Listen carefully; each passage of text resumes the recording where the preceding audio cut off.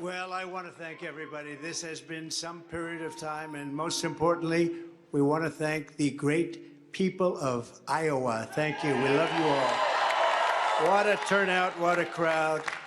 And I really think this is time now for everybody, our country, to come together. We want to come together, whether it's Republican or Democrat or liberal or conservative. It would be so nice if we could come together and straighten out the world and straighten out the problems and straighten out all of the death and destruction that we're witnessing. That's practically never been like this. It's just so important, and I want to make that a very big part of our message. We're going to come together. It's going to happen soon, too. It's going to happen soon.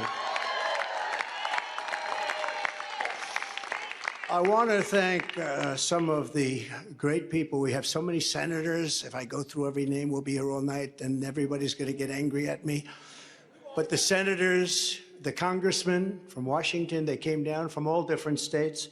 I want to thank you very much. I want to congratulate Ron and Nikki for having a good time together. We're all having a good time together.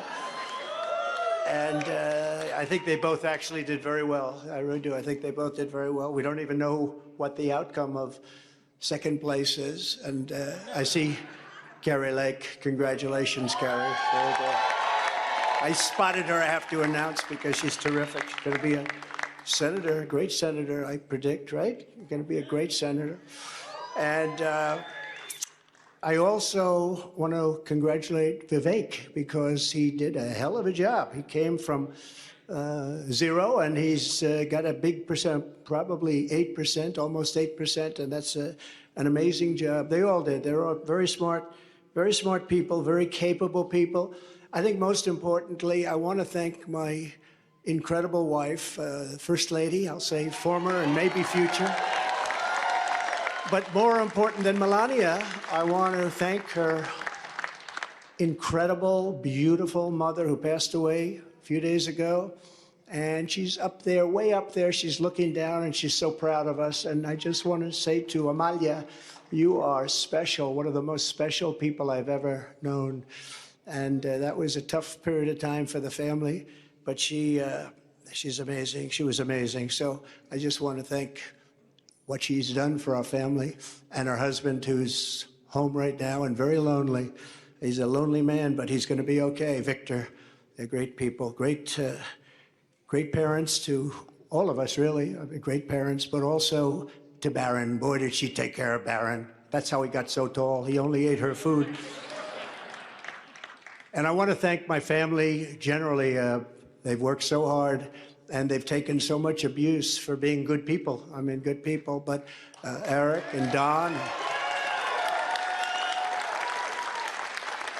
they really did. These two have been working so hard, and they have another job also, so they have to do it all. But they've been working so hard, and I know that Ivanka is home and Tiffany's home. They're watching, and I know that Barron's watching. Good old Barron. I said, you're going to be a basketball player. I said, well, I like soccer, Dad, actually. I said, at your height, I like basketball better, but sometimes you can't talk them into everything. But he's a special boy. But the whole family is just incredible. And my sister, Elizabeth, who's just the biggest fan. She's just an incredible person and always supportive. We love Elizabeth so much. Also, we have a woman who took a big chance. You know, in most states, we have support of everybody, the Congress, the senators. We had Marco Rubio. We had Rick Scott the other day. We have, probably 55% of the senators. And now they're all calling and saying, we want to endorse you, sir. I said, oh, great. Same thing with the Congress, men and women. We have tremendous, much more than anybody probably has ever had in this position. And we love them all. They're great. They're really trying to do a good job for our country. But one woman in Iowa who really stepped up was your Attorney General, Brenna Byrd. She really, really stepped up. Where is Brenna? Come in.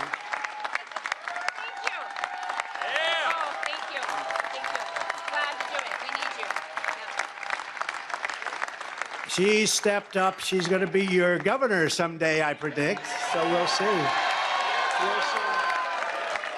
We'll be watching, but she really did. She broke away from the pack. And she had tremendous courage, and wasn't easy. In some states it's easy, in other states it's a little bit more difficult. But we have really the support of the people of Iowa, which has been just incredible. Another man who was actually the first person to endorse me in the entire country. He's a state senator. His name is Brad Zahn. He looks like he's the most handsome guy, I think. Oh, you made it. He had to drive from his Caucus location. You made it. I call him the Marlboro Man. Hey, Brad. You want to say something? Come on, go up. Say something. Well, I'll tell you, I had to actually do a TV interview bragging about you. The reason why I was late is because of that, but is he awesome or what? I am honored to be the first person in the United States to endorse this guy. The next president, the 47th president of the United States, Donald J. Trump.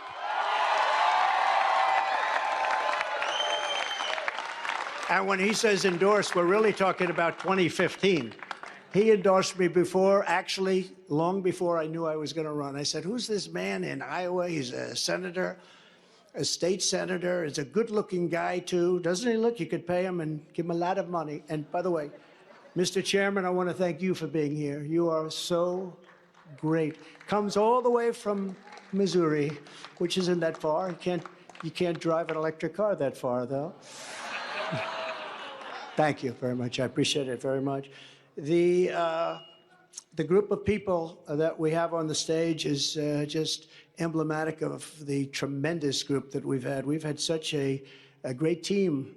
You know, we did well. We were looking really good in 2016. And just to go back to the senator, he was saying, I said, who is that guy, Brad, his name? Who is he? He keeps endorsing me. He keeps saying Trump, and I didn't even know I was running. He endorsed me 4 months before I knew I was running, about 4 months before the Escalade ride down with our great First Lady. And that was Brad. I said, who is he? So he was the first one. But we have people that are so incredible. Your Republican Party Chairman, Bobby Kaufman, and his son, who is a brilliant guy, and he worked with us. And I will tell you, that is a family of real professionals. Matt Whitaker, who is the very talented and very good Attorney General. Where is Matt? He's around here someplace, and he's been with us all the way. You know, we have a man that was very impressive. And I say, there's nothing wrong with it. He's so solid and so good that he didn't catch on. Sometimes being a little controversial is good. He's so perfect. Although he did break his leg during the campaign. That wasn't so good. But it sort of stood out a little bit, Doug. But Doug Burgum from North Dakota, the governor, and his beautiful wife, Catherine, and he got out of the race. What people don't know is that he actually supported me on the other side twice already, right? Then he decided to do it, and he was outstanding. But the traction is never easy, right? You need controversy for traction sometimes, and this guy is the most solid guy. There's no controversy whatsoever, and he's one of the best governors in our country, and I hope that I'm going to be able to call on him to be a piece of the administration, a very important piece of the administration. And also, just to conclude with this, the entire Trump team, and that includes my two boys who are really here all the time, whenever we needed them. Whenever we needed them. They are great, Eric and Don. And look at all these people. Oh, Susie, I have to say. And Chris. And they want no accolades. They just want a victory, and they want to make America great again. That's all they want, actually. They don't want to be speaking. They don't want to have pictures. They just want to do their job, right? I want to thank you very much, Jason, everybody. You're really fantastic. What a job you've done. Thank you. So we're going to come together. We're going to drill, baby, drill right away. Drill, baby, drill. We're going to seal up the border. Because right now we have an invasion. We have an invasion of millions and millions of people that are coming into our country. I can't imagine why they think that's a good thing. It's a very bad thing. I think it's a group of people that are probably larger in number than New York State. And we can't have that. We can't have that. It's not sustainable as a country. It's horrible. And you know, they're coming from prisons and jails. They're coming from all over. They're coming from countries that most people have never heard of. And they're coming from mental institutions and insane asylums. They're being emptied out into our country. And they're terrorists. Many terrorists are coming in. You know, in 2019, I saw just recently on a poll, they had none in 29, no terrorists. Now, I even say there's got to be some, but they have none. And then as soon as this group took over, they have hundreds and hundreds of terrorists coming in, known terrorists, some of them really bad. And many of them are in, and they came in, and nobody knows where they are. This is not a good thing. And we're going to have to deport. We're going to have a deportation level that we haven't seen in this country for a long time, since Dwight Eisenhower, actually. So I don't want to be overly rough on the president, but I have to say that he is the worst president that we've had in the history of our country. He's destroying our country. And, you know, my wife attended the funeral 2 months ago of Rosalind Carter, and it was beautiful. And Jimmy Carter was there, and I thought to myself, Jimmy Carter is happy now, because he will go down as being a brilliant president by comparison to Joe Biden. He'll be a brilliant president. He's going to be known as brilliant by comparison. So we have to stop the invasion. We have to bring down our energy. We have to, you know, I say all the time, we have more liquid gold under our feet than any other nation anywhere in the world. And we have to stop the crime, and we have to help rebuild our cities, and we have to rebuild the Capitol, Washington, D.C. I was there on one of the Biden indictment trials. You know, this is the only person this never happened before, but I go to a lot of courthouses because of Biden, because they're using that for election interference. And it's on things like election. And I don't know if you know, but they did polls tonight on the election of 2020. Do you believe it was honest or not? 82% said it was not. And we can't have that, Chairman. We can't have that. You can't have a situation like that. So we're going to straighten out our elections. We're going to do a lot of great things. We're going to try and go to paper ballots as soon as possible. Voter ID. One day elections. You know, we have these elections that last for 62 days, and if you need some more time, take as much time as you want, and so many bad things happen. We have to get rid of mail-in ballots, because once you have mail-in ballots, you have crooked elections. Actually, Jimmy Carter's commission said that a long time ago. We're going to rescue our economy. We're going to save our economy. We had the greatest economy in the history of our country. There was never a greater economy. And now we don't. And when you look at what's happened with inflation, inflation is destroying. You know, they call it a country killer. Going back hundreds of years, Germany, countries that had big inflation are dead. They become dead countries. We have to stop that immediately. And we want peace through strength. Russia would have never attacked Ukraine. Would have never done it. Putin and I get along fine. We get along very well. That's a good thing, not a bad thing. The fake news, which if the fake news would become real and honest news, 90% of our problems in this country would be solved. They would be solved. So Russia would have never attacked. Israel would have never been attacked. The Ukraine situation is so horrible. The Israeli situation is so horrible, what's happened. And we're going to get them solved. We're going to get them solved very fast. I actually said Ukraine. I know President Putin very well. I know Zelensky very well. I'm going to get him in. We're going to get it solved very quickly. Should have never happened. Would have never happened. Now you have all that death, far greater than people understand. The numbers are far, far greater than anybody would even think possible. You're going to find that out in the years to come. When they knock down these massive buildings in Ukraine, and then you see they announced 2 people were slightly wounded. No, many people were killed. Many people were killed. We're going to get it stopped but it's so sad because it should have never started. People killed and a culture destroyed. You can never replace 1,000-year-old buildings with the most beautiful golden domes and churches and everything, just all rubble now. And it's so sad, would have never, ever happened. And likewise, Israel would have never been attacked. It all comes from Iran, and we would have had to deal with Iran very quickly, had the election where we, by the way, got, and I say we because it's all we got more votes than any sitting president in the history of our country. But they say we lost by a whisker, okay? But regardless of that, we're going to do incredible things, and we're not going to let China do what they'd like to do. I get along great with him also. President Xi is a very strong leader, and we're going to get things solved. We're going to get the Ukraine war solved. We're going to get the Israeli situation solved. But if you think back to that, Iran was broke. I said to every country, anybody does business with Iran, buys oil from Iran, they were broke. We're not going to let you do business in the United States. And that's the way it is. They did very little business, almost sold no oil. Nobody wanted to do that. That's a big penalty. And what happened is they had no money to give to Hamas and to give to Hezbollah. And in fact, there were a lot of stories at the time. They had no money for terror.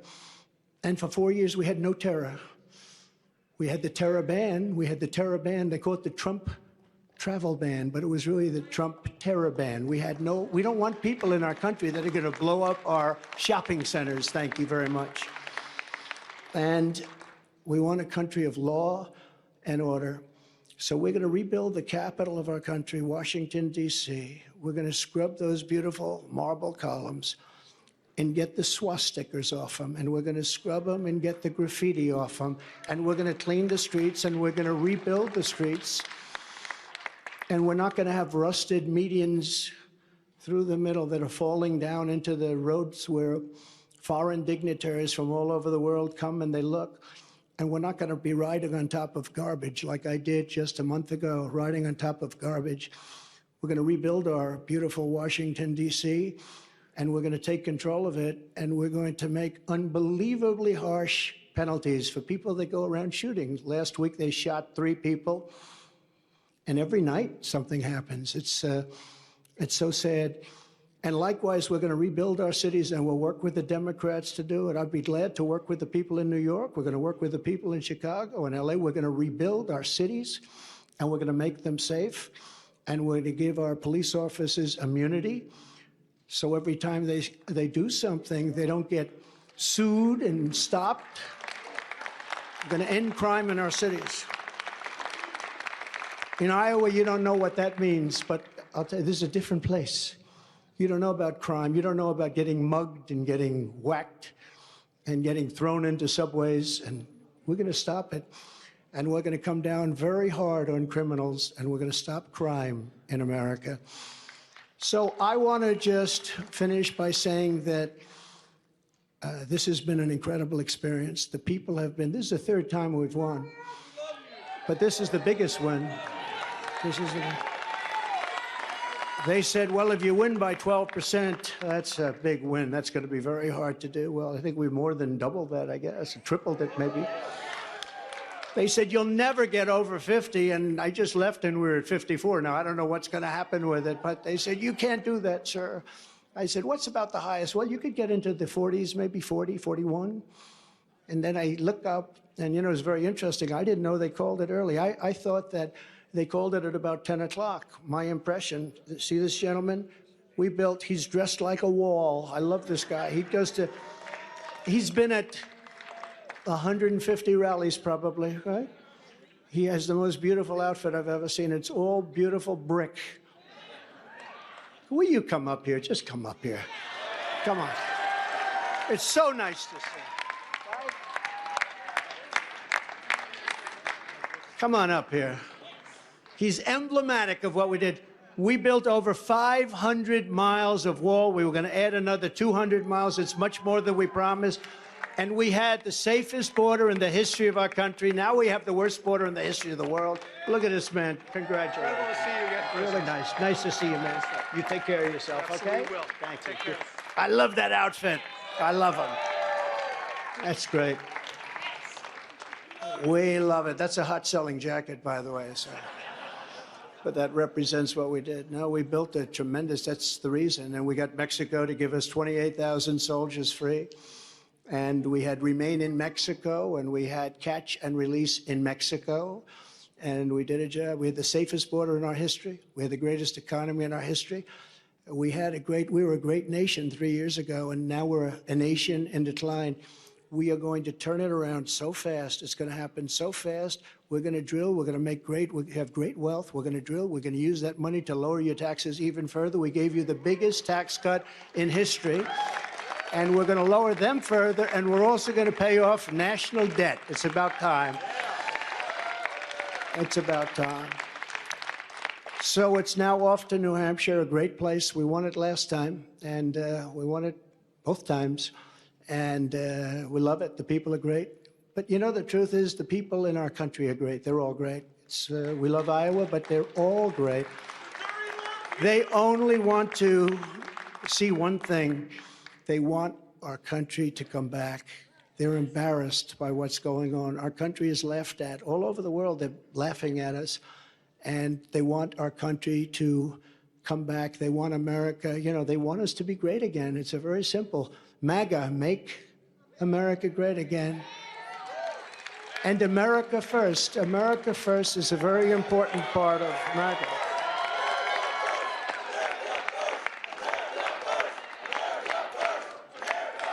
So we're going to put America first. We're going to make America great again. Again, Iowa, we love you. You are going to, you just go out and buy larger tractors and more land. Don't worry about it.